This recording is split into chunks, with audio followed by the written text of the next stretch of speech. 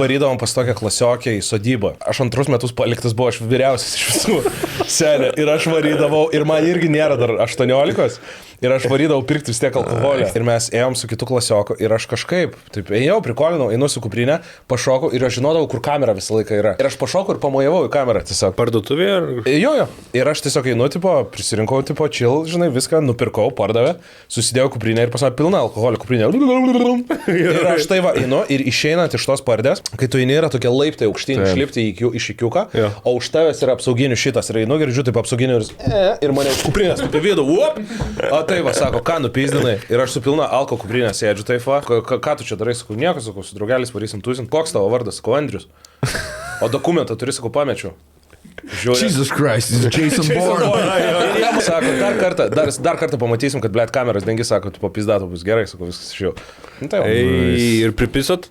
Senė, žiauriai.